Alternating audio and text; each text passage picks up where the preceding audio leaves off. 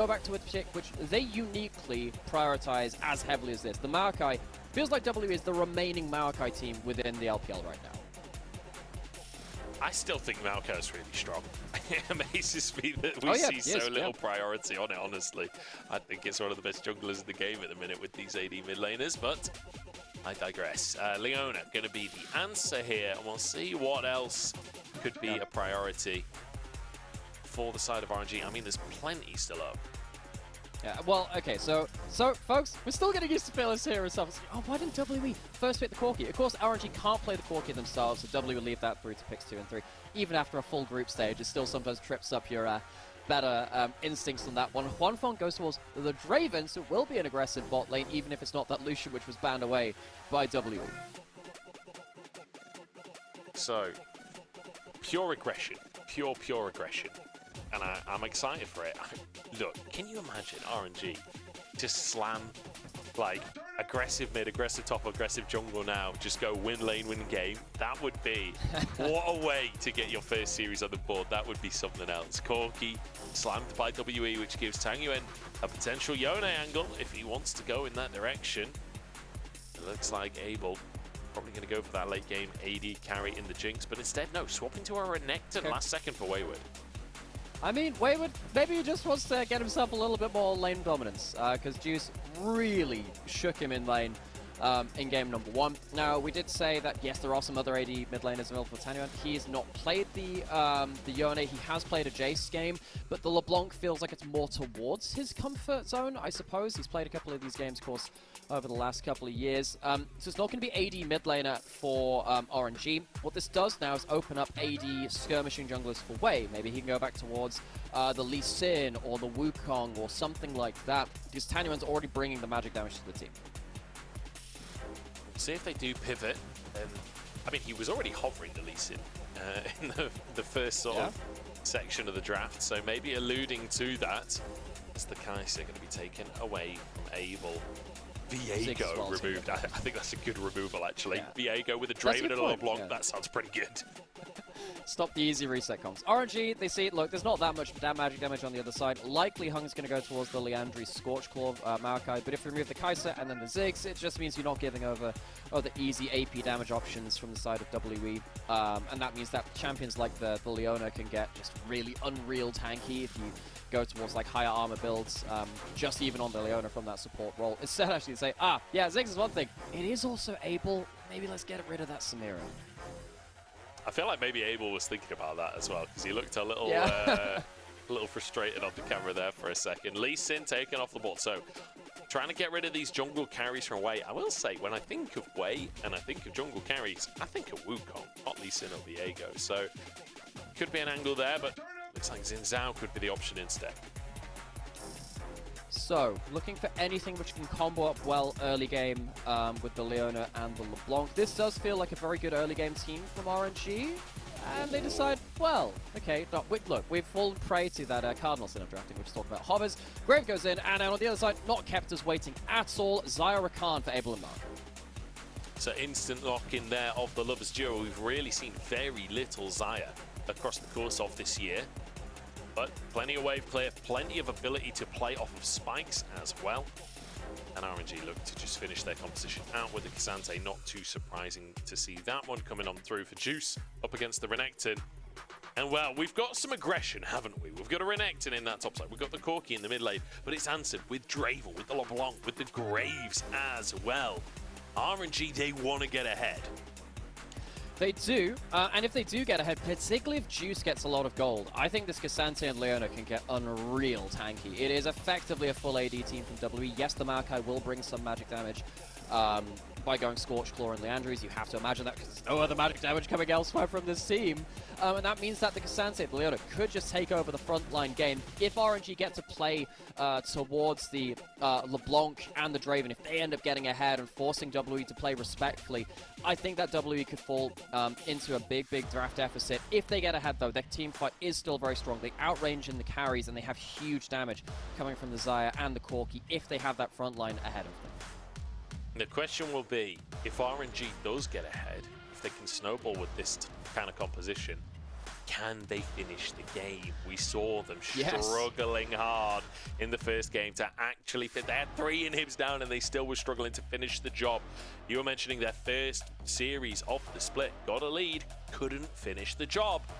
Let's see if RNG can do it 2 times in a row. But WE, Group A is on the line right now. They are desperate for a win in this series. They could have done with a 2-0.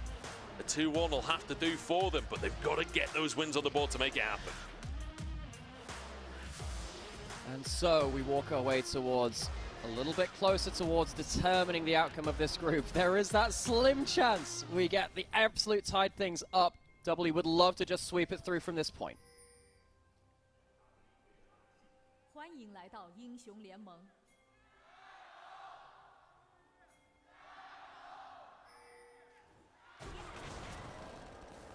敌军还有30秒到达战场，碾碎他们。 So I will say, Nymeara, from a very Yes. selfish perspective, I'd really like WE to win today. Because Yeah. if WE loses this game now, our second series loses almost all of its meaning. Because if WE loses this game, they're out. They're going into Group B. At that point, they will not be able to contest LGD. LGD already have 3 wins in the standings. WE need to finish today 3-3 if they want a chance of making it into Group A. So RNG, not only are they looking to get their first win of the split on the board, they're just looking to play spoiler too. They are looking to prove themselves. They are looking to bring WE into Group B with them. And Ming starting that one with a late invade into the jungle. Flash force straight off the bat as everyone jumps onto FoFo now. Looks like no casualties on either side. FoFo showed that he had leveled the Valkyrie. That's why they jump on him. He can't get away from the damage. FoFo starting lane at half HP. Not really what you want versus a LeBlanc, which can maybe just take over that laning phase now. But it does mean, at least for WE, they managed to see off that level 1 invade. No camps are going to be taken, and they get to start with an uncontested jungle clear. There was a ward placed over the Raptors as well, so Heng spotted on his early clear. Wei has full information there. No vision on the opposite side. Obviously, WE will know Wei is starting on that bottom side since everyone just showed up at 1 minute 30 in the jungle. Yes. But how fast he goes through, which camps he does in which order, that's down to him. Level 2 hitting the bot side here by RNG. And a good little trade. Honestly, fairly even trade considering that was level 2 versus level 1. Yeah, but a lot of that damage is onto the AD carry. Sucks when you have to have your AD carry low, which means you can just keep jumping on them. They tend to be the less tanky of the duo. Of course, the added stuff, yeah. He wants to get in that bottom side. I wasn't sure. He looked like he was about to start moving. Oh, FoFo is low in the mid lane. Tangyuan getting massive pressure out off of the back of that early health advantage. He's almost kicked FoFo out of lane. He's almost got a solo kill. FoFo Valkyrie's away and resets. Gets himself back to base. I think a lot of that mid lane is all from FoFo, showing that he'd started the Gatling gun at level 1. Of course, you do that, but it does mean he can't Valkyrie away to safety. It means that the Graves and LeBlanc chunked him out so hard. LeBlanc can continue taking hard trades, keep using the first strike as well now.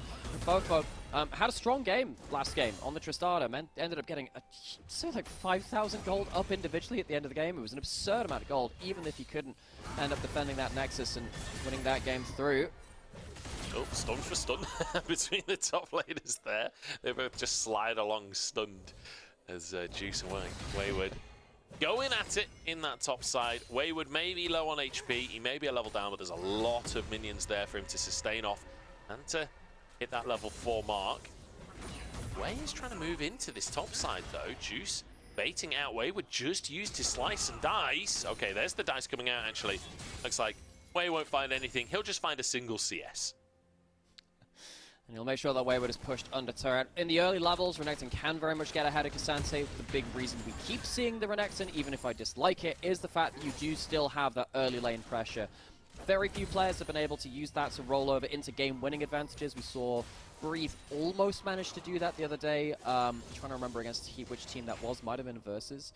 That might have been versus NIP or Anyone's Legend, one of those 2 games that they played in that last week. And all the same, Renekton needs to get that early advantage because, again, you get much harder to play later on. We've had that conversation with champions like Nidalee recently, and if you do get that jungle support from Wei to just make sure that the early resets are easier for you for the K'Sante, you escape some of that lane dominance. Bramble Vest now built up for Juice, and he'll be happy with that lane. He certainly will be. Juice has impressed me today, honestly. I've been enjoying watching his play. Obviously, he's a bit down in CS, but that's sort of the nature of it. And the wave is bouncing back towards him. And like we said in the previous game, so he's on the K'Sante. He's okay to be a bit behind in CS. He's okay to go into the late game with a minor deficit because he's still going to be an absolute brick wall later on.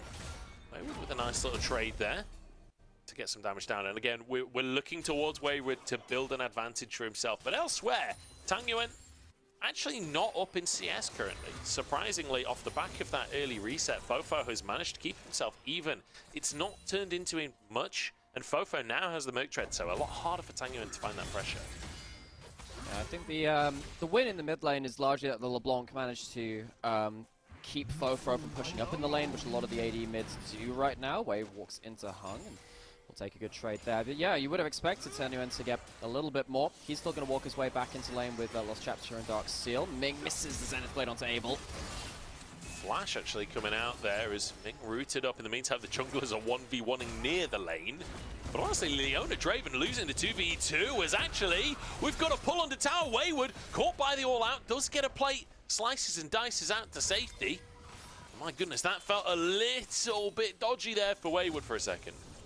I was surprised we didn't see a flash of flash, but I suppose with the dominance available for Wayward, Juice knows that it's a little harder to get himself that big kill. Get himself to level 6 by Wing back alongside that turret shot as well. Tangyuan, hard trade in the mid lane. But as you said, the Merc Treads make it so much easier to trade back now. He's still got his W available. FoFo could be in trouble. As Wei moves into the play as well, that's going to be flash forced. Nicely done there. Wei moves in, capitalizes. Alright, so FoFo down a flash. Merc Treads for AD carry is really important against the AD mids. Wei still around. Okay, the chains don't land. Yeah, if the chain hits there, maybe there's a kill angle for Wei. I love how hungry Wei feels in this game. He is really hunting around these lanes. And reminder, folks, if RNG win this series, WE, the team which I think everyone, especially after the first few series, would have expected to be in that top 2 alongside BLG, they'll be consigned to Group B next time in the next stage of the LPL. So important for WE to mount a comeback in this series. But RNG in this early game, giving some questions. They are, of course, managing to survive in some of these lanes. Like top lane, I think it's important to note that, of course, the Renekton is expected to get ahead of the K'Sante. It's not gotten out of control just yet. But RNG, particularly with Wei getting onto the map, I think he's doing a decent job of the early game. Oh, Juice missed the cannon. Nightmare. Good trade onto Wayward, though. It cost him 70 gold. Was it worth it is the question. We'll find out in the next episode of Dragon Ball Z. In the meantime, though, Drake has spawned up onto the map. Obviously, WE got the first 3 grubs for themselves. And Wei now looking to try and start this Drake off. Doesn't have Prio in the bot lane, though. Tangyuan has moved over from mid. It's possible WE can contest, and yeah, Wei just going to be forced away from the objective. Could you imagine if when K'Sante ulted, he went to the Super Saiyan mode? It feels quite similar. I feel like that would be really appropriate. You could have like the set W build-up, and then you've got the K'Sante. It feels fitting, you know? It does, it does. It feels like infringement is what it feels like, and that's why we'll never see it. But yeah, I could definitely see the angle you're going for there. Stun for stun in the top side. Juice honestly doing really well in these trades. Q3 actually hits as well and gets a bonus grasp proc on the back of it. Nice bit of back and forth there. Obviously Wayward getting ahead in CS as you would expect in this matchup, but Juice doing his best to get these grasp procs off. And you know, when you go for that W, you get so much damage reduction. If you tank up the combo from the Renekton, you're very, very happy with that one. So it means you get a little bit more of a winning trade than beforehand. So WE, they've got themselves the early grubs, and now with the way things are looking in the bottom river, they'll be able to at least stop RNG starting the Dragon right now. RNG don't have themselves an immediate objective response. WE would like to get themselves that second spawn of grubs as well. If they can do, it means that maybe you can use the Corki and the Renekton in the side lanes in a way that WE are very, very powerful at, well, have been powerful at in the past, maybe not so on their recent streak, to get themselves some good structure damage across the map.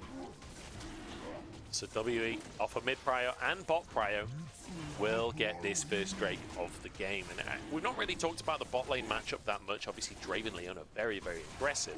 However, it's really hard to get onto a Rakan as Leona. Rakan very slippery. And once you're level 6 on the Xayah, you're very difficult as a target as well. It's hard to find the all-in, and you have so much wave clear as the Xayah that you can find that push. So I really like this pickup. I really like the way they're using it so far in the bottom lane. Yeah, I think the conversation's changed a lot around that, particularly that support matchup. Because in the past, Rakan was countered by Leona. If Rakan went forward for a W, Leona just like immediately walks up with an E. You can cancel that grand entrance before it comes to completions. You get to stop that out. You knock him into the play. Rakan is typically less tanky than other engaged supports as well. It's one of the big reasons we haven't seen him alongside the Rel, the Leona, the Alistair. Rakan feels like a second string along that point. But yeah, it does feel like, particularly with the Merc Treads built up and with Rakan's Q giving him so much sustain in lane nowadays, Rakan is much easier to play into that matchup than it was before. I think Wayward just spotted. He just spotted Way there, right? He must have seen him. I mean, I thought we saw it on the the vision was spectator, toggled, yeah. Q3 sidestepped. Wayward, I think, just acting. Or, yeah. Dice is back out. He's acting. He's trying to waste as much time as possible, I believe. I'm surprised he's not emoted just yet. That would be classic Wayward, but obviously, I mean, I wouldn't be in the mood to emote right now if I was Wayward. Wasn't it the, was it Aki that said this? That the way that you could mind game Wayward was, if you went into a brush to gank top lane against Wayward, if you emoted and he emoted back, you know that he'd seen you or has obviously has awarded that brush. Reminds me of that one famous tennis rivalry where the other guy managed to, someone managed to mind game someone's serve because of the way that he kind of poked his tongue out in concentration, depending on which side he would serve to. The mind games, really? Yeah, legit. That was the thing with the top level tennis. Fantastic. I read it up some point. The mind games against Wayward, because he was such a big emoter in the past, they were actually getting some value in top lane. Interestingly enough. It's kind of amazing. It was Aki as well. I'm 90% sure. He was the one that did that interview. So funny, so funny. I've never heard that tennis story before. That's crazy. Yeah, I can't remember the names involved, but it was a top level like men's tennis singles thing Tim from a little while ago. Tim the Tiger. Probably not. Probably not. It's been a little while since Tim Henman was. Apparently, after they both retired, he told them about that story, and yeah, he was pretty incensed. Like, what? I always thought you were reading my mind. Turns out you just had a tell. Maybe a poker player in his spare time. Here we go. Juice gonna have to show us his poker face here. Needs to survive the CC chain. All out comes through onto Heng. Is it enough? The tower shot! It hits! And Juice does it again! There we go, gets himself a kill onto the tree. He does lose himself a big wave on the top side, but he gets himself that kill gold. I don't know whether this is worth it. You're still losing that tower. You probably could have just collected the wave afterwards because it was going to die so quickly, but still, I mean, there's the dopamine of getting the individual kill, I guess. He'll be happy with that one, that's for sure. Huanfeng picking up plates in the meantime. Abel is off to a tremendous start. Look at the gold difference in the bottom lane right now. It's almost 2,000 gold in favor of Abel. That is insane. He's already finished an Infinity Edge and has a crit cape. That's the power of getting all these grubs with on the tower. They go for the big dive, and yeah, the CC chain is really important between these two, but as we said, you know, it's not always as easy to be as tanky as something like a Leona with an Eclipse in these tower dives. Normally that applies to Rakan, in this case it does. To Heng on the Maokai, sadly can't walk out of that one alive. At least Juice gets a kill for that side, but as you said, Abel is so strong now with that individual advantage. First tower and 5 plates topside, courtesy of the 6 grubs, that maybe WE can use their new AD carry to win out with this huge infedge first item. I mean, look at the gold lead overall, right? It's about 2,000 in favor of WE. We're not that far into the game. It's a tremendous start. And look at this. Abel gets onto towers again. Has those 6 grubs. He's just going to melt through yet more plates. Abel was already devastatingly strong. He's only getting stronger.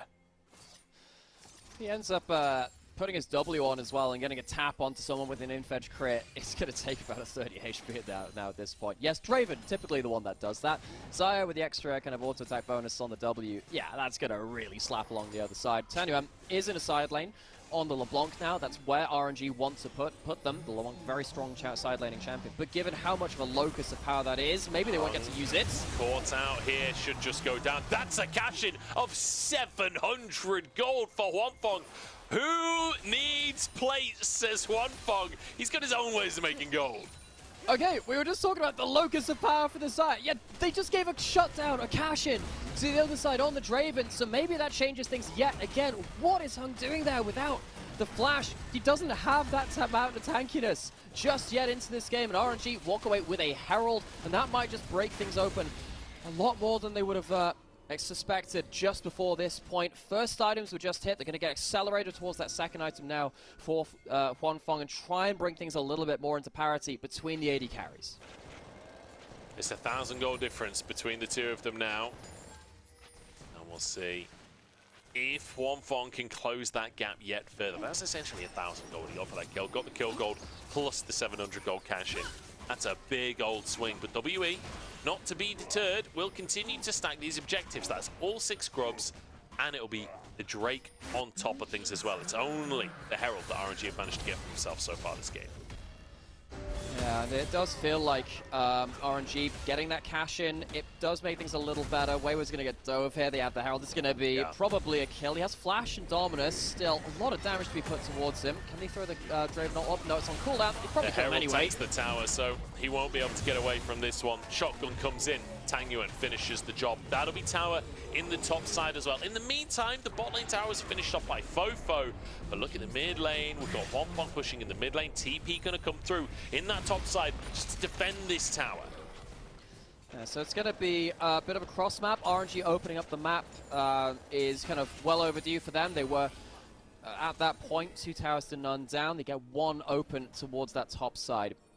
As it stands, RNG managed to at least retreat back through the top jungle and take some extra camps as well. That's a kind of an overlooked factor of cross maps. If you're attacking one side lane, if you're going for dives, if you quickly clear through jungle camps as well, you do get yourself an extra couple of gold 100 gold swing away from the enemy team as well. So Wei getting himself up to second,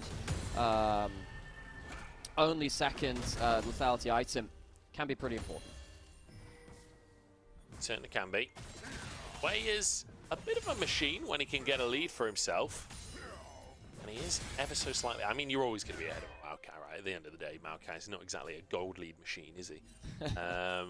You'd hope that your Graves is a bit ahead of a Maokai coming into things, but it'll be down to that third Drake. It's not up for another 3 minutes. And I've got a feeling we're gonna slow things down just a little. I know it's been lightning pace with our 4 kills in 17 minutes, but I think things are going to slow down even further for the next few. We had that one game, Ultra Prime Weibo? One of those games. Oh, Abel. Good discipline, only using that ultimate, doesn't blow that cleanse. But, you know, we've had games with 7 kills in 2 minutes because of level 1s. We're slowing things down here, folks. WE, they're a team which are more disciplined than many others. They do like to play a little slower. Wei, stopping them from recall and getting a bit of poke. I don't really know what that one was for. It forces a reset. It's not like you're really going to be able to get the next wave into turret before they're back, though. That feels a little bit cheap. Maximizing opportunity value. That's what he's doing right there. He's like, I've got some items down to hit people.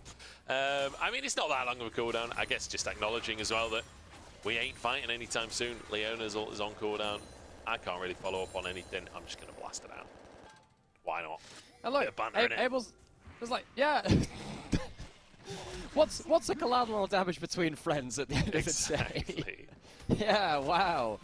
Just a little bit of a I mean, back in the day, a collateral damage was when you killed 2 people with 1 shot. Yeah, the collateral, yeah, the old COD lobbies, yeah. That's where the name comes from, right? It's from the that was the achievement for the title or something. I can't remember. Yeah, something like when you get 2 kills, 1 sniper shot, and everyone would do it on. Was it called High Rise? There was that rooftop map.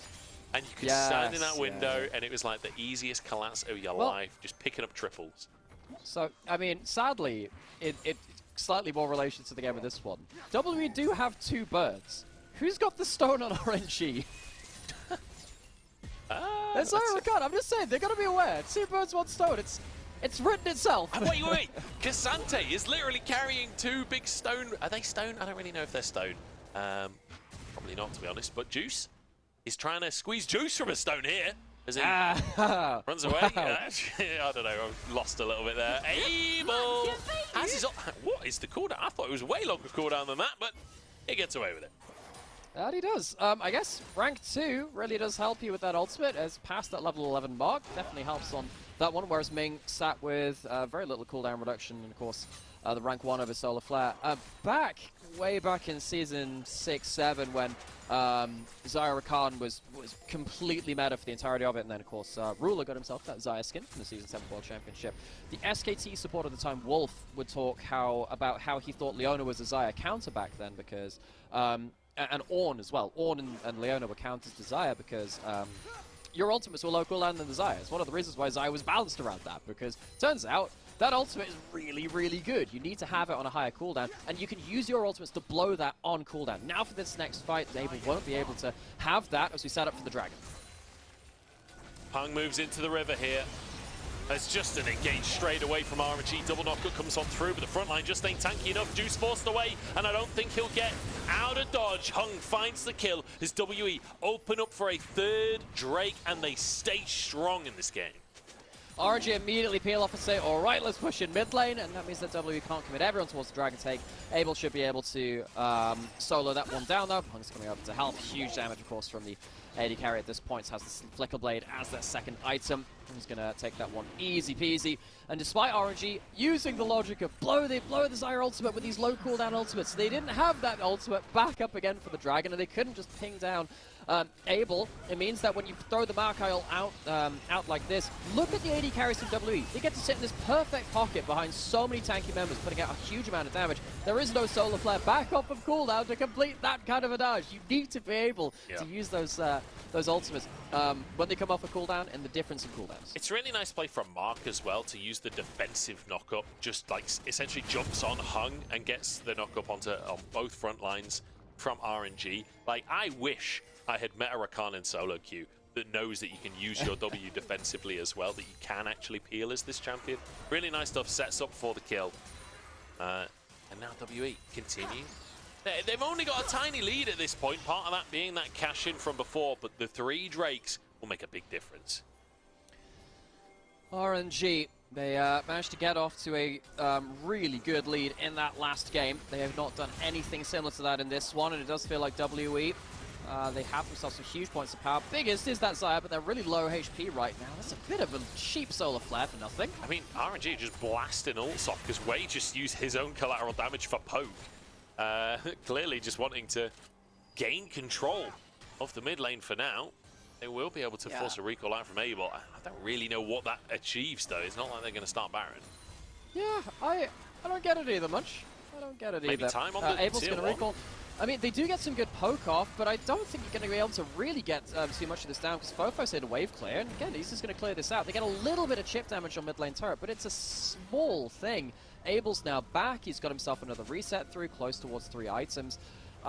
I mean, if you get poke onto Zyra and you force it to recall, it doesn't have that much sustain right now. There's no Bloodthirster, which you would imagine comes as 4th item after the Lord Dominate's Regards. But right now, they're not getting that much off of it, and RNG look a little directionless, which is a shame, because they looked really quite good in that last game. Of course, they didn't close it out very cleanly, but they did manage to have a strong mid-game and managed to get a huge out macro onto WE, getting, what, 5 turrets to 1 at some point in the previous game. Not been anything similar to that game too. No, and I will say the composition is quite different in that you've got that Cassante on the top side, so you are playing more of a sort of formal team fight to some extent. Whereas the previous game, you know, it was like 4 gangs, it was all about range. Does that imply the existence of a casual team fight? Absolutely, absolutely it does. Like old school top esports, like IG back in the day, those are casual team fights. The happy gaming moments, that's some casual team fighting right there. Where they just see enemy kill enemy. That's casual team fighting. This game is like you are cordially invited to 4th Dragon like, to team fight at this time. You know, back in the day when the Redcoats had their muskets and all of that, and like you would just you would say we're fighting at this date at this time, and you'd all show up and you'd have a line battle. Everyone stands there and takes a shot, and then everyone reloads and takes another shot. that is formal battling right there, and that's kind of like a League of Legends team fight. It's like, okay, we're all going to be here on Drake spawn. You guys are on that side of the river. We're on this side of the river. Front lines forward. Let's go. I I feel like we're misrepresenting history a little bit. I feel like we're misrepresenting it somewhere down. Like, no, that's actually how it happened. Anyway, I'm pretty much a historian. One of the big things about those formal team fights is the fact that it is a full AD team composition into a Cassante and a Leona. That could be a huge point in RNG's favor, despite the fact that, you know, Abel is very, very strong with his armor pen item of the Lord Dominus Regards built up. The Maokai didn't go towards the Leandries, didn't go towards the Scorched Claw. Heng wants to be a proper frontliner, and it doesn't really look, you know, RW don't have a full tank if Maokai doesn't go towards that. Does mean that the tanks on RNG will be a little bit, well, a lot of it tankier at this timestamp. However, because Abel is so strong and has that third item through, it might have just been able to get WE to the point where they can damage them well regardless. He does feel strong, doesn't he? He's half an item up on Huanfeng, although Draven often feels an item ahead of where he is, you know? He's one of those champions that just squeezes a lot of damage out anyway.